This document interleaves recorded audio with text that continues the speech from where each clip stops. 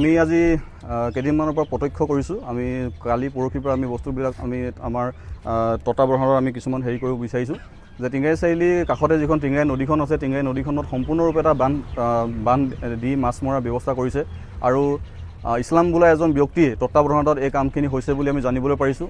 আৰু বীৰ লাচিত থানা আঞ্চলিক সমিতিৰ তৰফৰ পৰা আমি কিছুমান গোপন সূত্ৰৰে আমি গম পাইছোঁ যে তেখেতৰ লগত আৰু 2-3জন ব্যক্তি এনেকুৱা আছে, যি 2-3জন ব্যক্তিয়ে সমাজত এটা বেলেগ এটা ব্যক্তিত্ব তেওঁলোকে দেখায় আৰু তেওঁলোকে ভিতৰি কিছুমান বেলেগ ধৰণৰ জাতিদ্ৰোহী মানে কিবা আমাৰ সংস্কৃতিদ্ৰোহী কিছুমান এনেকুৱা ধৰণৰ কামত তেওঁলোকে লিপ্ত হৈ থাকে।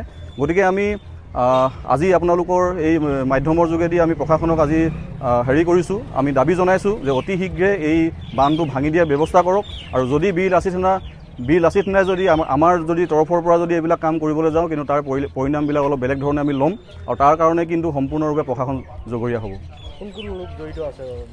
আমিতো যিমান দূৰ এতিয়া জানিব পাৰিছোঁ স্থানীয় ব্যক্তিৰ মাধ্যমেৰে যে ইছলাম বোলা ব্যক্তিজন জড়িত আছে আৰু আমাৰ সন্দেহ আছে আৰু লগত ডেফিনেটলি থাকিব যিসকল মানুহ অপেনলি মানুহৰ সমাজত ওলাই নেদেখায়, কিন্তু পৃথিৱীৰ পিছফালে তেওঁলোকে বহুত ধৰণৰ কাম কৰে আৰু তেওঁলোকৰ তেনেকুৱা নজিৰ আছে, তেওঁলোকৰ ইতিহাস আছে ইয়াত কি ধৰণৰ কাম কৰি আছে।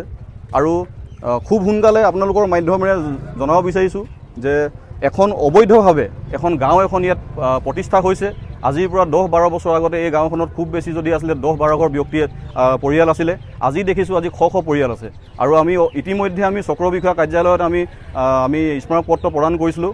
যিসকল চৰকাৰী ভূমিত বেদখল হৈ আছে সেইবিলাক উচ্ছেদ হ'ব লাগে আৰু সোনকালে উচ্ছেদ হ'ব লাগে, নহ'লে আমাৰ ডিষ্ট্ৰিক্ট সমিতিৰ ব্যক্তি, আমাৰ নেতা, আমাৰ কেন্দ্ৰীয় সমিতিৰ নেতা আহিব। তাৰপিছত কিন্তু আমি যদি নিজে কৰিবলগীয়া হয় কিন্তু পৰিণামবিলাক অলপ বেলেগ ধৰণৰ হ'ব।